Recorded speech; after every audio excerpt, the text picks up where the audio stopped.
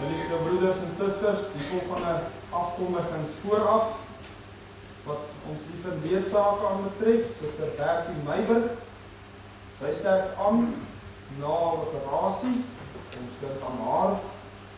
Dit gaan beter met Suster Veronica, waar ons baie dankbaar is, en sy sal weer in die komende week weer dokter gaan sien. Broeder Jan Pinaar het die week pas aangeer ontvang, en ons verneem dat het goed gaan met hom. En ons is saam met hulle ook baie dankbaar. Suster Rina Venter, sy moeder, is met kanker gediagnoseer. Suster Rina, baie sterkte vir jou, en ook die Here se sterkte julle toegedink. Broeder Eddie Ras, sy skoondogter, het 'n baie ernstige operasie ondergaan. Sy word nog onder sedasie gehou, soos ons hier met mekaar praat, maar ons dink ook aan haar in ons gebede. Suster Hannetjie Labeskagnie, dit gaan goed met haar na haar hospitalisasie die week, en ons is saam met julle baie dankbaar. Ons wil ook vandag dink aan Suster Rita Oukamp, wat DV môre 'n redelike groot breekoperasie sal ondergaan. Suster Rita, ons draai jou op aan die Here se sorg en vertroosting. Ook met die oog op môre. Die res van die afkondiging sal ons na die tyd.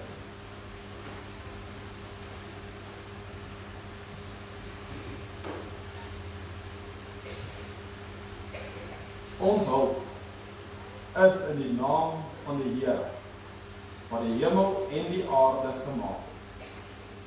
Geliefde broeders en susters, ontvang die Here se seën, genade, barmhartigheid en vrede van God ons Vader, en Jesus Christus ons Here, deur die kragtvolle werk van die Heilige Gees. Amen. Ons sing Psalm 105, daarvan vers 1, 2, 3 en 4. O volk wat soveel guns geniet, verhoog die Here in sang en lied. Gemeente, ons is die volk wat soveel guns geniet. Mag die Here ons oë oopmaak deur sy Heilige Gees om dit raak te sien. Kom ons loof hom, 105 vers 1, 2, 3 en 4, en dan bely ons geloof.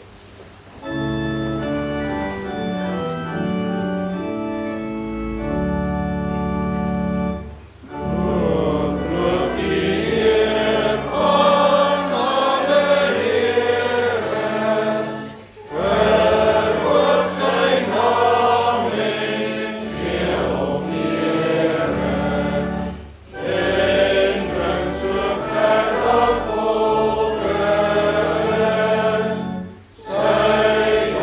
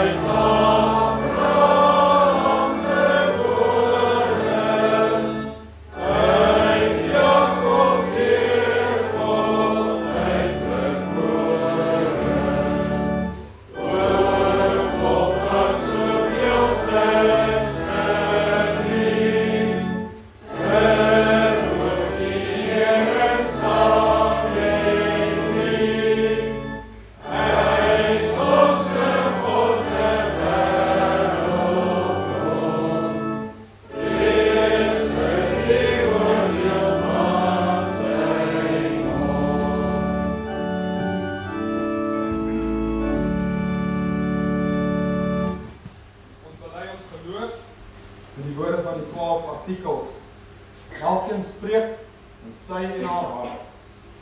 Ek glo in God die Vader, die Almagtige, die Skepper van hemel en aarde, en in Jesus Christus, sy eniggebore Seun, ons Here, wat ontvang is van die Heilige Gees, gebore is uit die maagd Maria,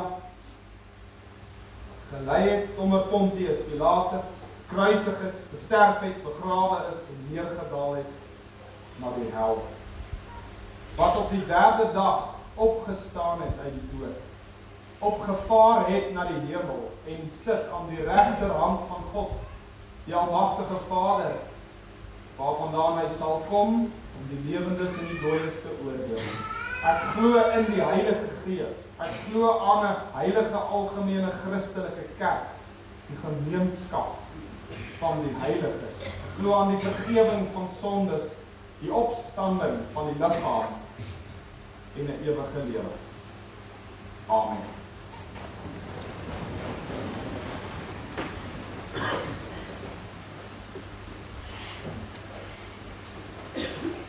Gemeente, ons luister vanoggend na die wet, nie in 'n poging om deur die nakom van die wet ons redding te verdien nie. Ons lees dit omdat op gesag van ons Here Jesus Christus ons sondes vergewe is. En ons wil leer hoe om te lewe voor sy aangesig. En wat 'n voorreg om dit te kan hoor. Vanoggend uit Eksodus 20. Toe het God al hierdie woorde gespreek en gesê, ek is die Here jou God, wat jou uit Egipte land, uit die slawehuis uitgelei het. Jy mag geen ander gode voor my aangesig hê nie. Jy mag vir jou geen gesneede beeld of enige gelykenis maak van wat bo in die hemel is, of van wat onder op die aarde is, of van wat in die waters onder die aarde is nie. Jy mag jou voor hulle nie neerbuig en hulle nie dien nie, want ek, die Here jou God, is 'n jaloerse God, wat die misdaad van die vaders besoek aan die kinders, aan die 3de en aan die 4de geslag van die wat my haat. En ek bewys barmhartigheid aan duisende van die wat my liefhet en my gebooie onderhou. Jy mag die naam van die Here jou God nie ydelik gebruik nie, want die Here sal die een wat sy naam ydelik gebruik, nie ongestraf laat bly nie. Gedenk die Sabbatdag dat jy dit heilig. 6 dae moet jy arbei en al jou werk doen, maar die 7de dag is die Sabbat van die Here jou God. Dan mag jy geen werk doen nie. Jy of jou seun of jou dogter of jou diensknegt of jou diensmaagd of jou vee of jou vreemdeling wat in jou poorte is nie. Want in 6 dae het die Here die hemel en die aarde gemaak, die see en alles wat daarin is, en op die 7de dag het hy gerus. En daarom het die Here die Sabbatdag geseën en dit geheilig. Eer jou vader en jou moeder, dat jou dae verleng mag word in die land wat die Here jou God aan jou gee. Jy mag nie doodslaan nie, jy mag nie egbreek nie, jy mag nie steel nie, jy mag geen valse getuienis teen jou naaste spreek nie. Jy mag nie jou naaste se huis begeer nie, jy mag nie jou naaste se vrou begeer nie, of sy diensknegt of sy diensmaagd, of sy os of sy esel, of iets wat van jou naaste is nie. Geliefdes, kom ons sing as ons die wet hoor, kom ons sing in verootmoediging voor die Here. Ons bring ons skuld voor hom, met die woorde van Psalm 51. God van my heil, werk tog die bloedskuld weg, dan sal ek aan u geregtigheid weer dink. Kom ons sing 51 vers 7 in verootmoediging voor die Here, daarna bid ons. Amen.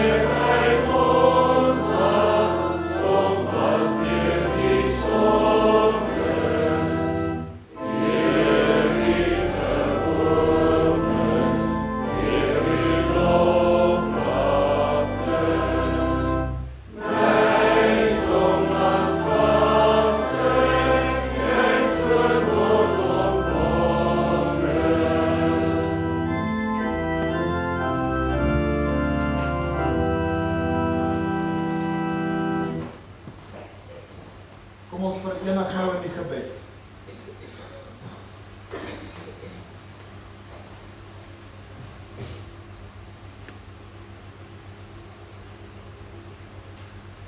Onse Vader, wat in die hemele is, ons wil U vanoggend loof en prys, omdat U lankmoedig is, omdat U gou is om te vergewe, omdat U nie gou kwaad word nie, en omdat U met ons deurgaan, dat U in U lankmoedigheid dag na dag, week na week U woord aan ons gee. O Vader, ons wil vanoggend voor U kom in die belydenis van ons sonde,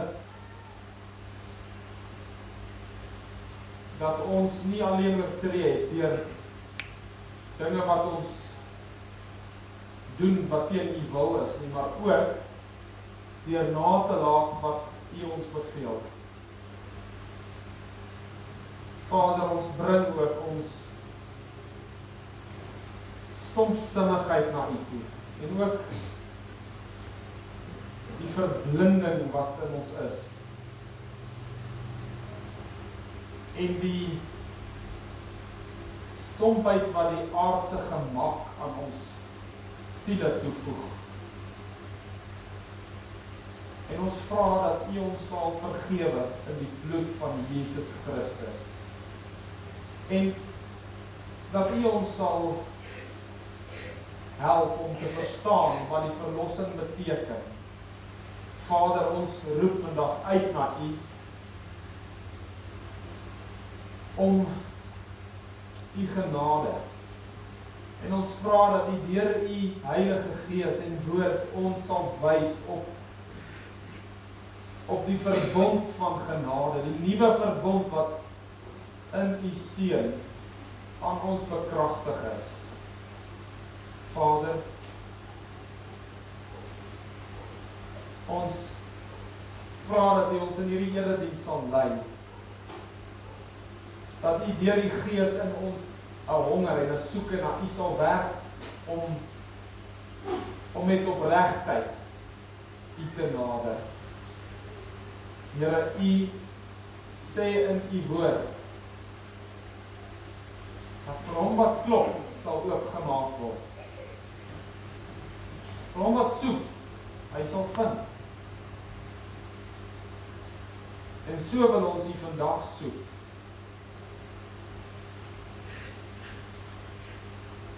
Wees U ons seënend naby. Maak dit stil in ons binnekant, in ons gemoed. En skenk aan ons die vreugde van U openbaring oor U Seun, ons Here Jesus Christus. Hoor ons, Here, in Jesus naam. Amen. Psalm 119 vers 6. Woorde is so pragtig. In U wet smaak ek 'n vreugde, groter as waar hy van weet wat sy goed en aardse skatte in hul waarde kan leef. Daarmee sing ons dat die Here se woord is vir ons meer werd as al ons besittings, meer kosbaar. En dan sing ons ook, daarmee bly ek altyd besig, daar het my soetste oorpeinsing is. Terwille van die kinders, die woord daar, soos dit daar gebruik word, bedoel nie daar in die plek van waarin dit wys nie, maar daar beteken want is my soetste oorpeinsing, maar mag maar niks die bron van vreugde ooit uit my gedagte wys. Dis ook ons gebed vanoggend, dat die bron van vreugde wat die Here se woord is, nie uit ons gedagtes sal gaan nie. 119 vers 6.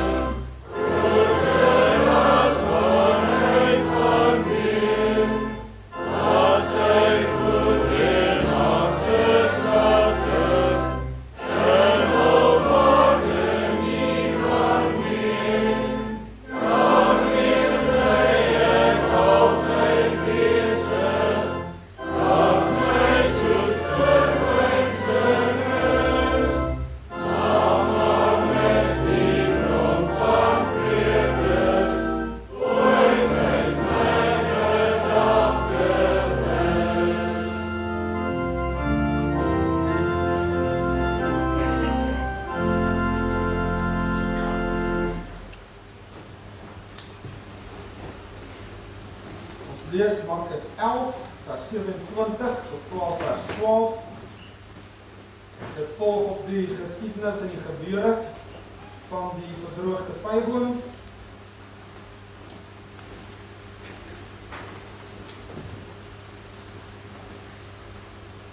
Markus 11 vanaf vers 27. En het weer in Jerusalem gekom, en terwyl hy in die tempel rondwandel, kom die owerpriesters en die skrifgeleerdes en die ouderlinge na hom, en sê vir hom, deur watter gesag doen u hierdie dinge, en wie het u die gesag gegee om dit te doen?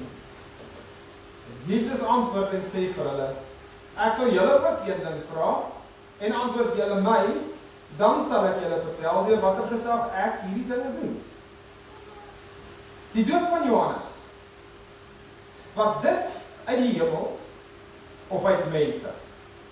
Antwoord my. En hulle het by hulle self geredeneer en gesê, as ons sê uit die hemel, sal hy sê, waarom het julle hom dan nie geglo nie? Maar as ons sê uit mense, dan was hulle vir die volk bang, want almal het gedink dat Johannes werklik 'n profeet was. En hulle antwoord en sê vir Jesus, ons weet nie. En Jesus antwoord en sê vir hulle, dan vertel ek julle ook nie, te watter gesag ek hierdie dinge doen. Toe begin hy deur gelykenisse vir hulle te sê, 'n man het 'n wingerd geplant en 'n heining daarom gesit en 'n paskyp gegrawe en 'n wagtoring gebou, en hy het dit aan landbouers verhuur en op reis gegaan. En op die regte tyd het hy 'n diensknegt na die landbouers gestuur, om van die landbouers uit die vrug van die wingerd te ontvang. Maar hulle het hom geneem geslaan en hom met leë hande weggestuur. En weer het hy 'n ander diensknegt na hulle gestuur en hom het hulle gestenig en aan die hoof gewond, hom skandelik behandel en teruggestuur. En weer het hy 'n ander een gestuur en hom het hulle doodgemaak. Ook baie ander, sommige het hulle geslaan en ander doodgemaak. Hy het toe nog een seun gehad, sy geliefde, en hom die laaste na hulle gestuur en gesê, hulle sal my seun ontsien. Maar daardie landbouers het by hulle self gesê, dit is die erfgenaam, kom, laat ons hom doodmaak en die erfdeel sal ons sinne wees. Hulle het hom geneem en doodgemaak en buitekant die wingerd uitgewerk. Wat sal die eienaar van die wingerd dan doen? Hy sal kom en die landbouers ombring en die wingerd aan ander gee. Het julle nie ook hierdie skrifwoord gelees nie? Die steen wat die bouers verwerp het, dit het die hoeksteen geword. Hy het van die Here gekom en is wonderbaar in ons oë. En hulle het probeer om hom in die hande te kry, maar was bang vir die skare, want hulle het begryp dat hy die gelykenis met die oog op hulle uitgespreek het. Daarop het hulle hom verlaat en weggegaan. Tot sover uit Markus. Gemeente, blaai gerus na Matteus 21. Dis die parallelle gedeelte. Matteus 21 vers 23 is dieselfde, die vraag wat hulle hom gevra het oor sy gesag. En dan vers 33 die gelykenis van die landbouers. Maar Matteus vertel vir ons van 'n ander gelykenis wat die Here daar ook vertel het, na aanleiding van hulle vraag oor sy gesag. En kom ons lees hom, dis vers 28, Matteus 21 vers 28. Maar wat dink julle? 'n man het 2 kinders gehad en hy gaan aan die eerste en sê, kind, gaan werk vandag in my wingerd. En hy antwoord en sê, ek wil nie. Maar later het hy berou gekry en gegaan. Hy het na die tweede gegaan en hom net so gesê, en hy antwoord en sê, ja, Heer. En hy het nie gegaan. Wie van die 2 het die wil van die Vader gedoen? Hulle antwoord hom, hulle is die owerpriesters en die skrifgeleerdes, hulle antwoord hom, die eerste. Jesus sê vir hulle, voorwaar ek sê vir julle, die tollenaars en die hoere gaan julle voor in die koninkryk van God. Want Johannes het na julle gekom in die weg van geregtigheid. Dis Johannes die Doper. En julle het hom nie geglo nie, maar die tollenaars en die hoere het hom geglo. En julle het dit gesien en tog nie later berou gekry om hom te glo nie. Dit uit Matteus. Gemeente, en dan die laaste gedeelte, jy kan blaai na Jesaja 5. Wanneer die Here Jesus hierdie gelykenis vertel oor die wingerd, dan sou enige skrifgeleerde baie gou eintlik onmiddellik gedink het aan die gedeelte uit Jesaja 5. Ons gaan lees vers 1 tot vers 7. Jy sal sommer dadelik sien hoe die twee met mekaar praat. Jy weet Jesaja 5 vers 1, laat my tog sing van my beminde, 'n lied van my beminde oor sy wingerd.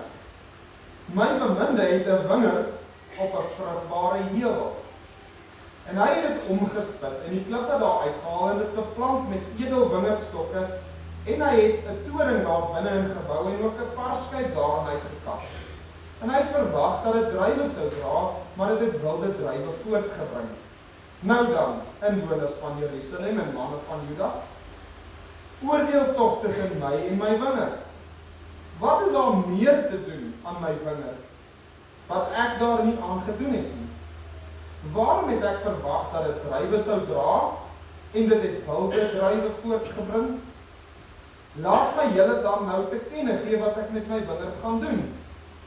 Ek sal sy doringheiming wegneem, sodat dit verwoes word. Ek sal sy muur stukkend breek, sodat dit vertrap word, en ek sal dit 'n wildernis maak. Dit sal nie gesnoei of omgespit word nie, maar opskiet met dorings en dissels, en ek sal die wolke gebied om nie daarop te reën nie. Want die wingerd van die Here van die leerskare is die huis van Israel, en die manne van Juda is die tuin van sy verlustiging.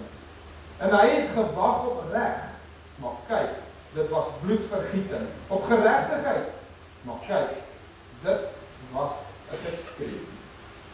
Dit uit die profeet Jesaja.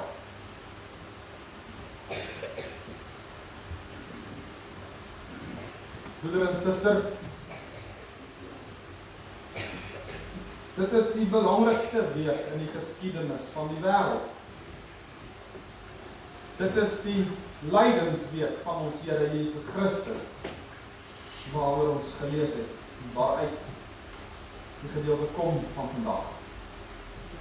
Ons is daarmee besig, ons het gehoor, die Here aan die begin van die week Jerusalem ingegaan het, die triomfantelike intog in Jerusalem, die mense gesing het, Hosanna vir die seun van Dawid, geseënd is hy wat kom in die naam van die Here.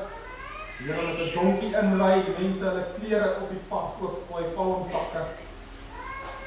Die dag daarop is die dag waarop die Here Jerusalem ingegaan het en die tempel toe gegaan het, en die tempel van reinig het, die duiweverkopers se stoele omgegooi het, die tafels van die geldwisselaars omgegooi het, die tempel gereinig het, die plek waar die nasies moet aanbid skoongemaak het. Dis die dag daarop, derde dag sedert die intog in Jerusalem, waarskynlik teen die Dinsdag, waar die Here weer ingaan Jerusalem toe en op pad van Betanië af, jy onthou, hy het in Betanië oorgeslaap in die aande, en die dag het hy gegaan, en op pad Jerusalem toe, daai Dinsdagoggend het die disippels die verdroogde vyeboom gesien, en hy daar gaan staan en hulle eers geleer, waaroor gaan dit gaan oor die volk Israel, die godsdienstige elite van Israel, wat nie vrug dra nie, en wat die Here 'n einde aan sal bring.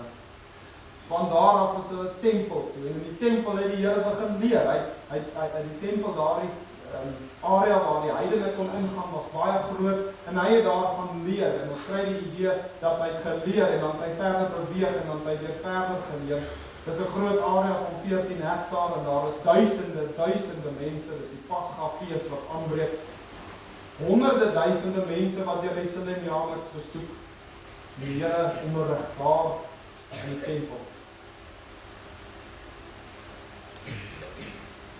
Terwyl hy besig is daarmee, kom daar 'n afvaardiging van die leiers van die volk. 'n afvaardiging uit die Sanhedrin, die Joodse raad.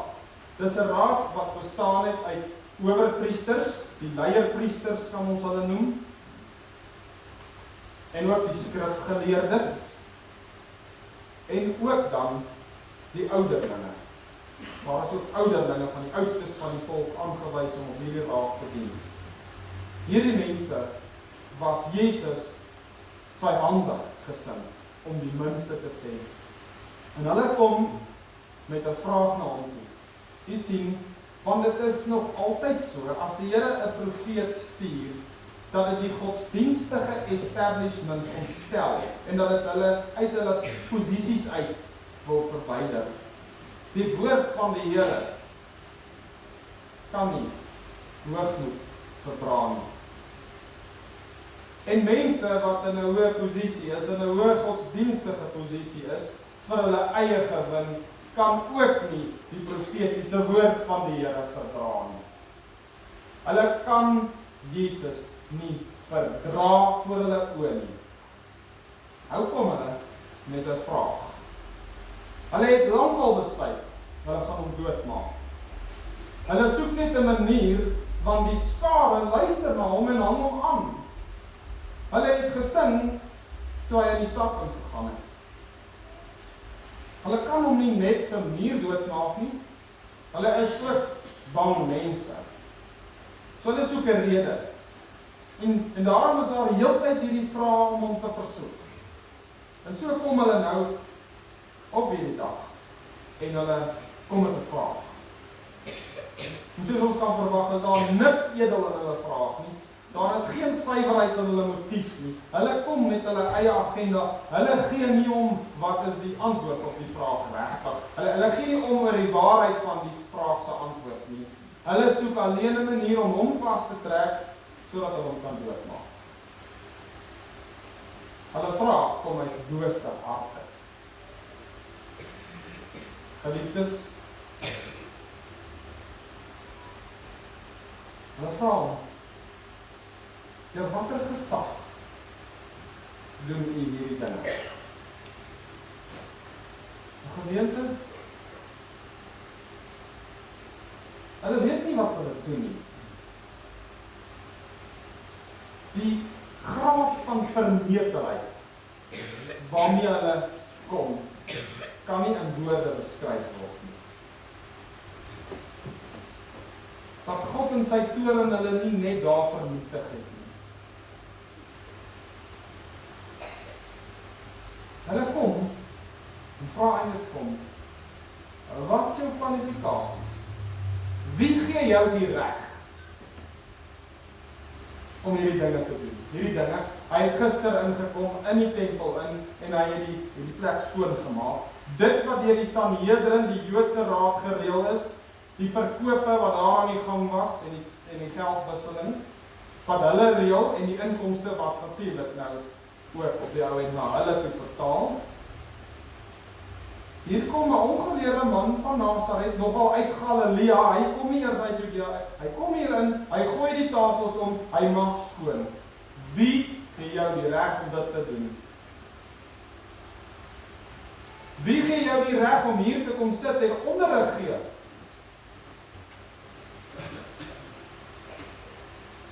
Ons is die Joodse raad. Ons het die gesag.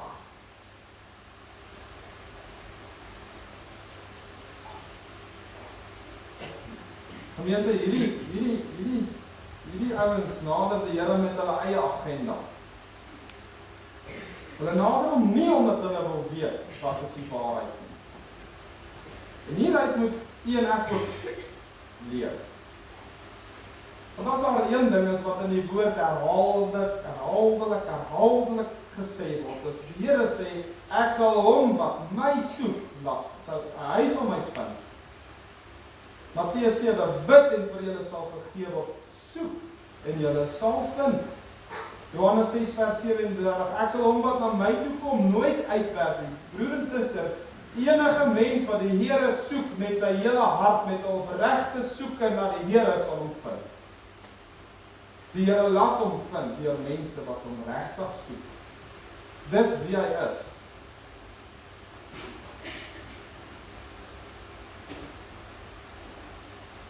Maar hierdie mense soek hom nie regtig nie. Hulle soek nie die koninkryk van God nie. Hulle het geen belangstelling nie. Hulle soek hulle eie koninkryk. Broer en suster, hier lê ook vermaning vir ons. Ons kan ook die Here nader, sonder 'n werklike belangstelling in die wil van die Here. Ons kan hom nader, ook met my eie agenda, waarin ek hom eintlik met ons sag gesê, 'n doel maak tot die diens in my koninkryk. Ek het die kerk nodig, ek het hom nodig om my doelwitte te bereik. Sien, die Here Jesus kon leer iets anders.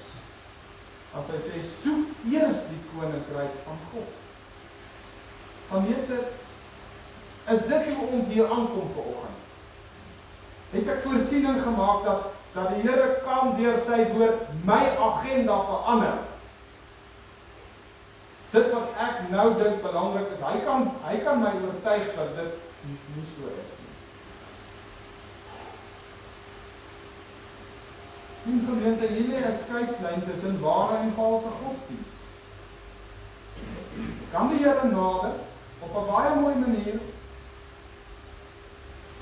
kerklik nogal, maar nie regtig sy wil soek nie. Want soms is sy wil iets wat jy nie dadelik wil hoor nie. Soms is dit wat hy sê soos 'n tweesnydende swaard.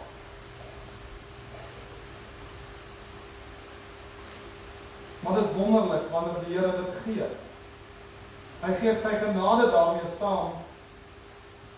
En in sy wil en die nakoming van sy wil is daar vreugde. Hierdie ouens soek nie die koninkryk van God nie. Hulle soek hulle idee van Israel se koninkryk, wat eintlik maar net hulle eie koninkryk is. Gemeente, ons het sien hoe boos is hulle vraag. Dis 'n bose vraag. Daar is nie eintlik 'n manier wat die Here dit kan antwoord wat hy nie skuldig is nie. Hulle is slinks. So gereeld kom hulle met hierdie tipe vrae. Ook die vraag wat hulle kon vra het toe hulle die vrou beter daar betrap het. Ons het daarna gevang. Moses sê in die wet ons moet haar stenig. Wat sê u? Wel, as hy sê stenig haar, dan gaan hy voor die Romeinse howe gedaag word. Want jy kan nie iemand net stenig volgens Romeinse wet wat in hulle heers sonder verhoor nie. So as hy dit sê, is hy in die moeilikheid. As hy sê, moet haar nie stenig nie, dan kla hulle hom aan, hy is teen Moses se wet. Maar die Here in die manier waarop hy hulle antwoord is daar baie te leer en skitter ook sy heerlikheid. Want hy sê nie vir hulle ja, gooi haar of nee, moet haar nie gooi. Hy sê die een wat sonder sonde is, gooi. En die vraag wat hulle vandag vir hom vra, deur watter gesag doen jy hierdie ding? Maar wat moet hy nou antwoord? As hy sê ek is deur die gesag van God, dan kla hulle aan van godslastering. As hy sê uit die gesag van mense, dan vra ons hoekom doen jy dit? Dan mag jy dit nie doen. Dis 'n valse vraag. Dis 'n vraag wat ontwerp is om boosheid voort te bring. Dis 'n stryk. Dis boos.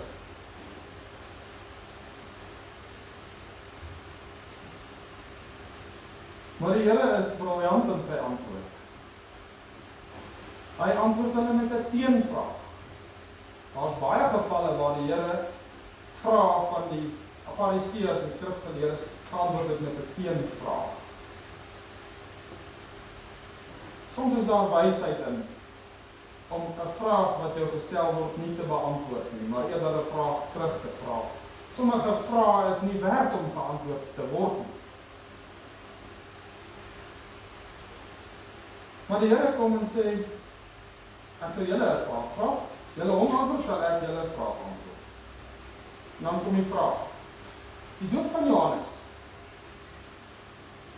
was dit uit die hemel, was dit uit die mense? Wat was Johannes se gesag? Skaapmaat. Nou moet hulle eers redeneer. Hoe sal ons nou hierdie vraag antwoord? Want hulle is nie besorg oor die waarheid nie. Hulle is besorg oor hulle self.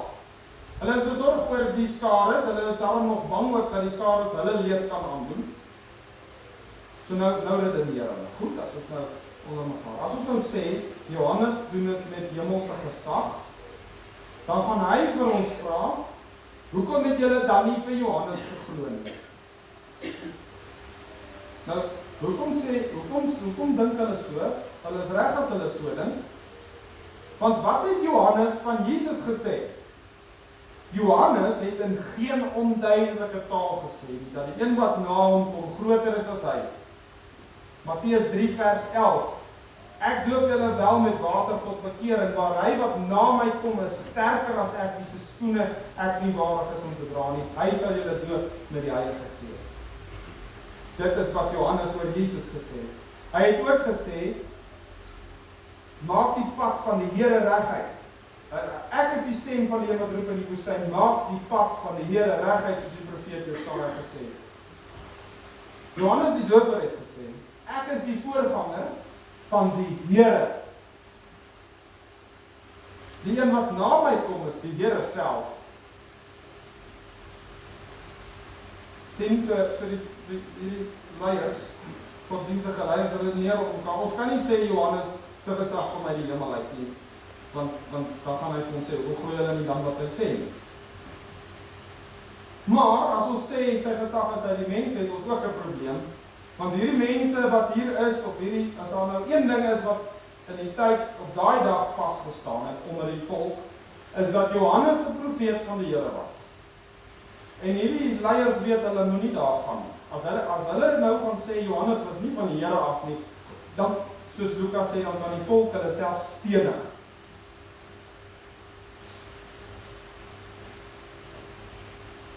So, hoe sal hulle nou antwoord? Hulle sê dan, ons weet nie.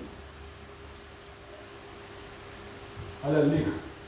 Hulle weet. Hulle weet Johannes is 'n profeet van die Here af. Maar hulle wil nie hoor wat die Here sê nie. Hulle stel nie belang in wat die Here sê nie. Hulle is skrifgeleerdes. Hulle ken elke jota en titel van die Ou Testament. Maar hulle het nie 'n saak met die Here nie. Hulle soek nie die Here nie. Gemeente, jy kan baie besig wees met kerkdinge, sonder om werklik die Here te soek. Hierdie mense het hoë posisies bekleed, waardige manne. Hulle kon die woord aanhaal van hulle welsprekend, betrokke in die hoogste vorm wat jy kan dink, by die tempeldiens. Tiendes is op datum, maar hulle soek nie die Here nie. Hulle soek hulle self. Hulle soek hulle eie belang. Hulle weet, Johannes het met hemelse gesag gekom. Hulle weet wat hy sê is van die Here af. Maar hulle kies om nie daarvoor te luister nie.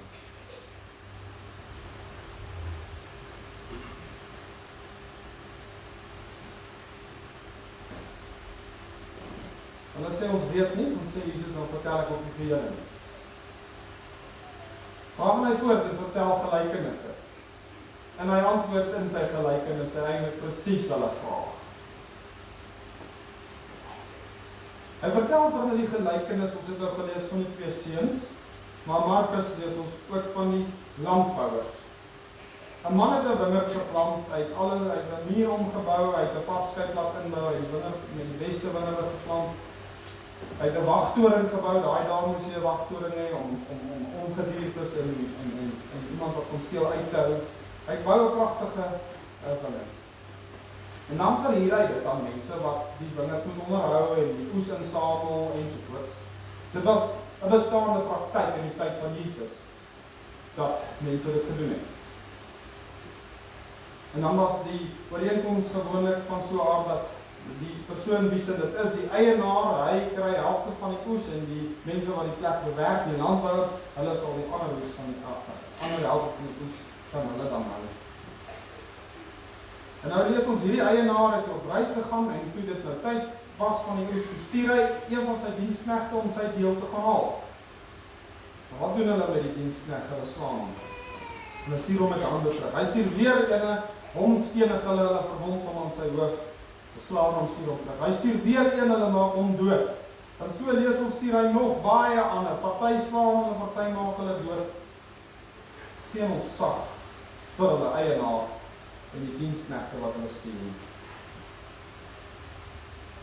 Nou gemeente, wanneer die Here met die owerpriesters en skrifgeleerdes en ouderlinge praat, en hy praat oor 'n wingerd, dan weet hulle dadelik, hy praat van die volk Israel.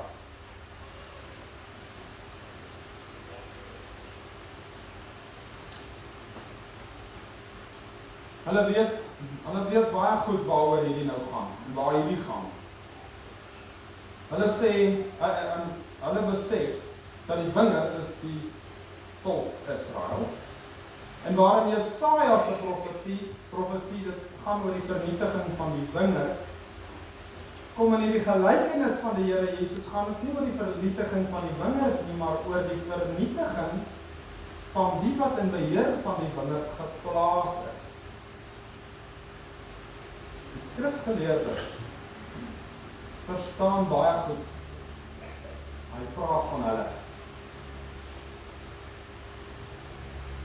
Die eienaar van die wingerd is God. Die wingerd is sy volk, Israel, die kerk. Die diensknegte wat hy stuur is sy profete. Deur die eeue het hy die profete gestuur. Die landbouers, hulle is die godsdienstige leiers van die volk.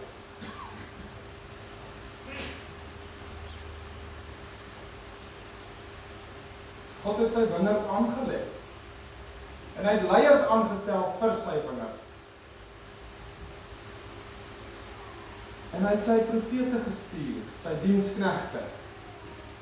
Maar hulle sy diensknegte, sy profete, mishandel, gedood en nie na hulle geluister nie. En die Here wys hulle in die gelykenis op die geskiedenis. Wat het die Joodse leiers gedoen met die woord van die Here? Wat het hulle gedoen met die profete? En ons weet, die getuienis is vol van hoe hulle die profete gedood, gestenig het en mishandel het. Maar nou in die Here se gelykenis gaan dit subtiel van die geskiedenis af oor na profesie, oor die toekoms. Want hy praat dan nog in die verlede tyd, hy is besig om hulle 'n storie te vertel met 'n les, dis wat 'n gelykenis is. Maar nou begin hy nou vertel hy van hierdie eienaar het gesê, hy het nog geseën, sy enigste een wat hy lief het. En hy besluit toe om sy seun dan te stuur. Hulle sal sy seun ontsien. En dan kom sy seun daar en hulle sê, maar dis die erfgenaam, ons sal hom doodmaak, dan is die wingerd ons sin.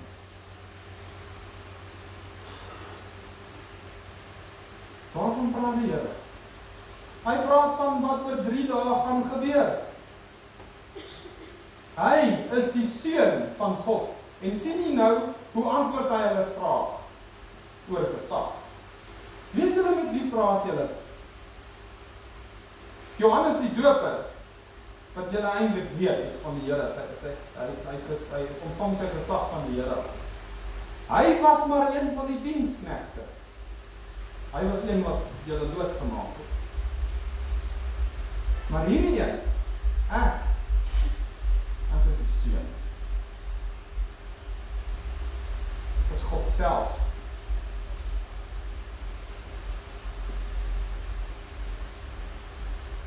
Maar ek weet wat gaan julle doen. En hulle gaan my doodmaak. En hulle gaan my buitekant die wingerd uitwerk, buite die stad. Golgotha.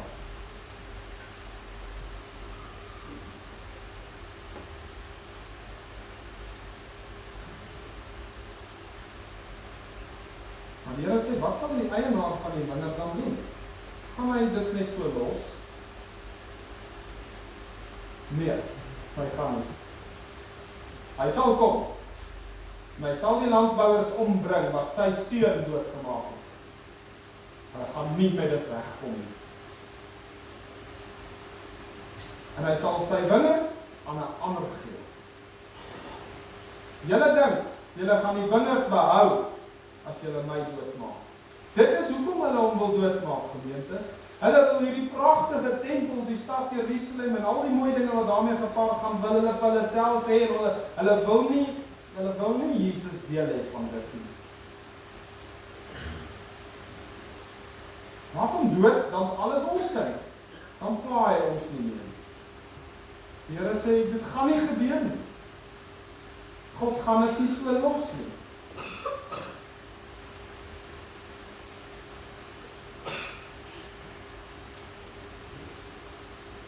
En God het dit nie so gelos nie, gemeente. 40 jaar later is dit een van die vreeslikste gebeurtenisse in die geskiedenis as die stad Jerusalem verwoes word. Die tempel tot op daai pragtige tempel waar die Sanhedrin elke jaar baie geld maak met hulle verkopings. Tot op die grond verwoes. Nooit weer is hy herstel nie. Jy kan nou Jerusalem toe gaan, ja, daar's nie meer, die tempel is nie meer daar nie. Daar is nie meer 'n Sanhedrin nie.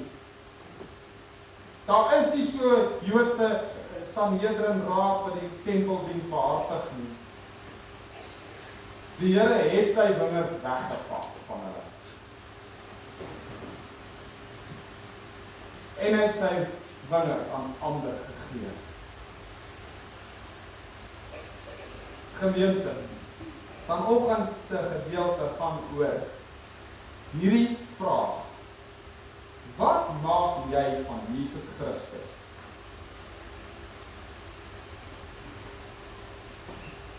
Wat maak jy van hom? Wie is hy?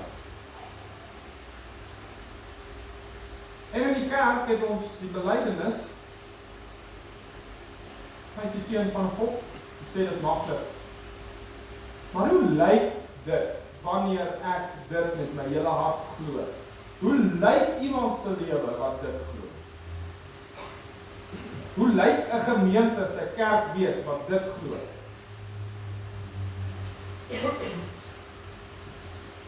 Sien, die Here is lankmoedig. Gemeente, hy is werklik lankmoedig. Ons sien dit in die geskiedenis van die volk Israel. Hy stuur sy profete. En wanneer hulle die profete met minagting behandel, dan is dit eintlik, hulle behandel die eienaar, hulle behandel die Here met minagting. Maar dan stuur hy weer, en hy stuur weer, en hy stuur weer. En ons sal heel dag hier staan as ons sê hoeveel keer hy dit gedoen het. Maar wat meer kan hy stuur as sy eie seun? En as hy sy eie seun stuur, wat maak jy met hom? Want sien, die Here is lankmoedig. Hy vat lank om kwaad te word. Hy het al lang nie meer.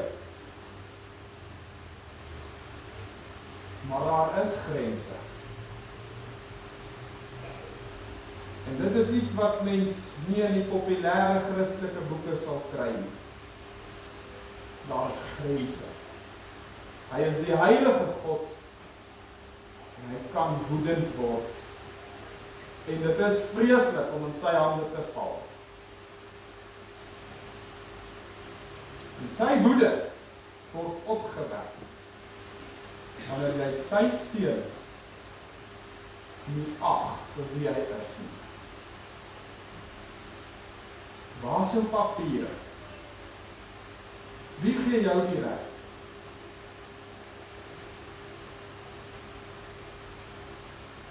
Gemeente, ons moet hierdie ding raak sien. Die Here Jesus laat jou nie toe om van hom te sê, hy is 'n goeie leermeester, punt. Hy laat jou nie toe. Sien, want wanneer 'n mens die wette van logika oor hierdie saak toepas, dan is dit moontlik dat iemand volgens logika kan sê, hy is 'n leuenaar. Hulle kan met die wette van logika sê, hy is geestesversteurd. Maar wat jy nie van hom kan sê nie, is dat hy 'n goeie leermeester was, en dis al nie. En die rede hoekom jy nie dit van hom kan sê nie, is omdat hy van homself gesê het, hy is die seun van God. So of dit is waar, of jy moet hom heeltemal verwerp. Moenie met 'n tussenin ding probeer kom nie. Dit kan nie. Hy laat jou nie toe nie. Of jy verwerp hom, of jy glo in hom as die seun van God. Geweet hier is 'n gevaar wat hier lê in kerklikheid. Dis kerklik. Jy het so 'n gemiddelde Jesus Christus het baie vir my lewe te sê.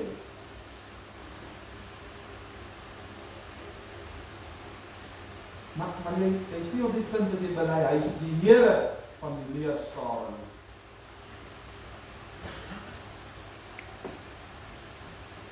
Wees eerder koud of warm. Moenie lou wees nie. Gaan jou uitspoeg.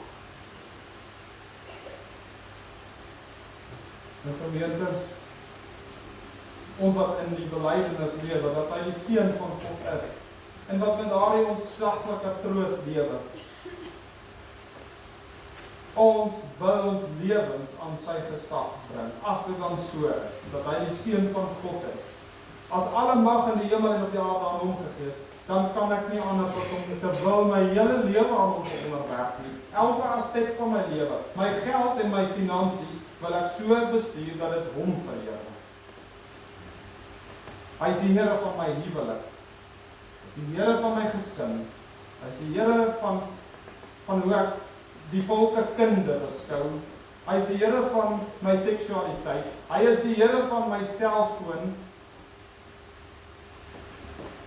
Gemeente,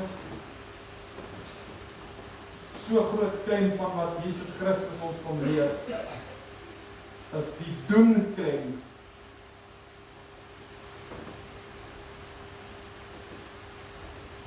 Dit is maklik om in woorde te sê, hy is die Here, hy het die gesag. Maar as ek dit werklik glo, dan moet dit so lyk ook.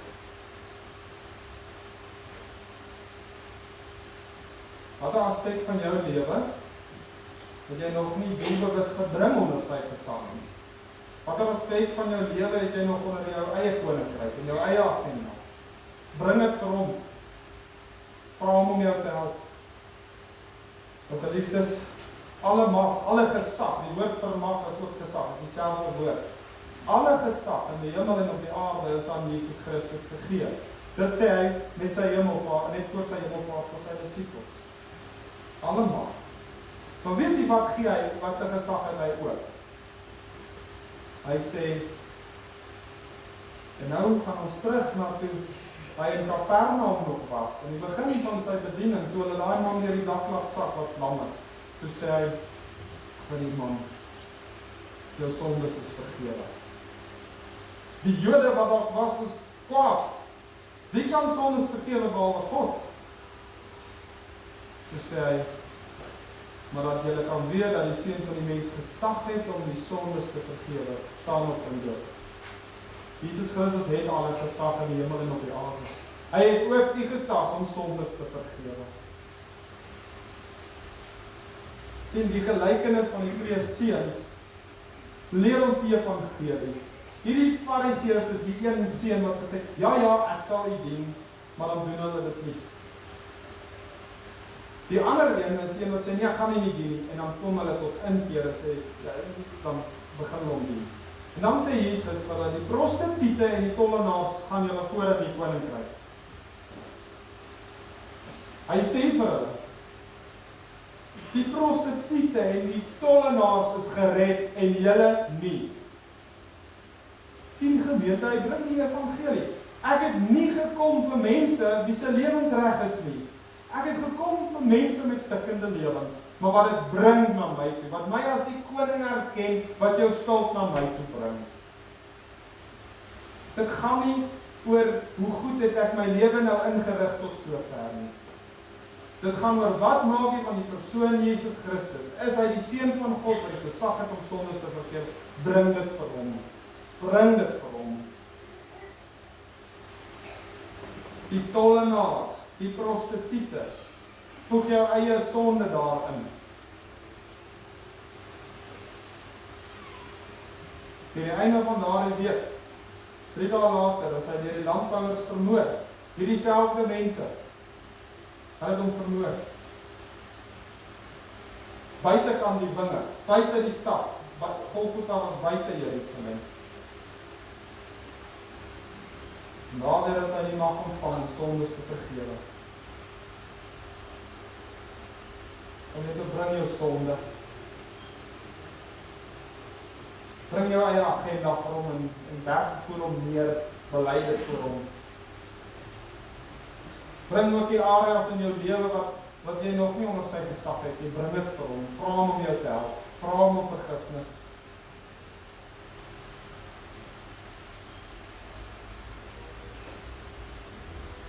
God is lankmoedig. Nie probeer om jouself te red nie. Glo net die gesag van sy seun. Wat doen jy met Jesus Christus? Wat glo jy van hom? Die Here is lankmoedig, hy stuur sy profete, hy stuur. Maar nie die laaste dae stuur hy sy seun. Vir iemand wat sy seun verwerp, sal daar nie ontvlugting wees nie. Amen. Psalm 118, die steen waarop die tempelbouers veragtelik het 'n plek op sê. En word verwys na die Here Jesus. Dit is ook gelees daar van ons skrifgedeelte. Kom ons sing dit. Psalm 118. Hy het juist die hoeksteen geword. Psalm 118, vers 11. Die steen waaraan die tempelbouers veragtelik het 'n plek op sê, is voor die oog van die beskouers, deur God as hoeksteen. 118, vers 11. Daarna bid ons.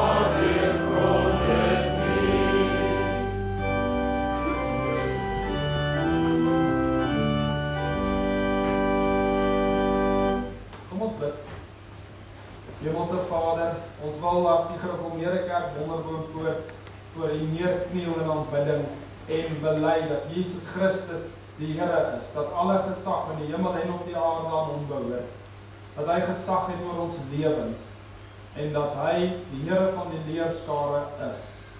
Vader, ons vra dat U ons ook sal troos met hierdie wete, dat hy dat die seun is vir ons skuld betaal het en dat ons die ewige lewe mag hê. Vader, ons bid ook vir hulle wat in beproewing staan, hulle wat in die komende week gehospitaliseer sal word. Ons dra haar aan U op wat geopereer sal word DV môre. En ons wil ook dink daaraan in die lig, Vader, van die feit dat alle mag aan Jesus Christus behoort. Ons bid vir hulle wat herstel na operasies, vir hulle wat geliefdes het, wat siek is en swaar kry. Ons bid vir hulle wat in ons gemeente is, wat ons nie van weet nie, wat swaar kry en onder beproewing staan. Ons bid, Vader, vir die wat afvallig word van U. Ons bid vir die wat in 'n diep gat van depressie hulle self bevind. En ons bid vir losmaking en bevryding, Here. Ons bid vir hulle wat worstel met 'n spesifieke sonde. En ons vra dat U ook oorwinning sal gee deur die Woord en Heilige Gees. Vader, ons kom ook vandag na U toe as ons bid vir ons land en vir ons regering. Ons vra dat U gelowige manne sal gee in hoë posisies, nie alleen in die regering nie, maar ook in verskeie ander lewensterreine. Ons bid dat U vir U kinders, wat ook in ons gemeente is, wat in posisies van mag sit, wysheid sal gee om dit so te beklee soos wat U wil, met die ontleende gesag wat hulle van U ontvang. Vader, ons bid vir die droogte. En ons vra dat as dit U wil is, U vir ons reën sal gee. Maar hierby bly ons ook en vra ons dat U te meer vir ons die reën van U woord in ons harte sal gee. Ons bid ook vir berusting, wanneer dit nie in U wil is om dit nou te gee nie. Vader, ons bid vir die Afrikaner volk, en ons bid dat U vir ons gelowige leiers sal gee wat vir U lief is. Ons bid vir bekering. Ons vra dat U ook ons op hierdie rustdag sal seën en seënend naby wees, en dat ons aan ons verlossing sal dink, en dat ons harte oorspoel sal wees met die kennis van U genade. Here, ontvang die lof en dank van ons harte, in die naam van Jesus Christus. Amen. Na die diens van barmhartigheid sal môre 35 in die hoogte sit die Heer, daar doen hy wat hom behaag, sy bevele stuur hy neer, en sy wil geskied omlaag. See en aarde, luister stil, na die dieskes van sy wil. 135 en 3 na die diens van barmhartigheid.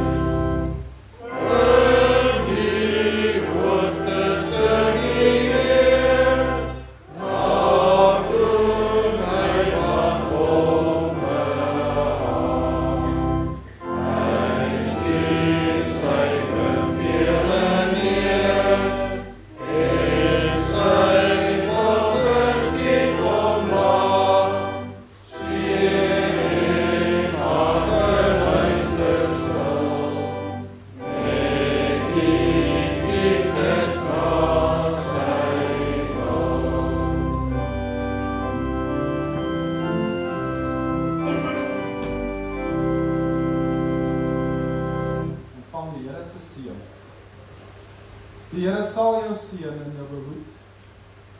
Die Here sal sy aangesig oor jou laat skyn en jou genadig wees. Die Here sal sy aangesig oor jou verhef en aan jou vrede gee.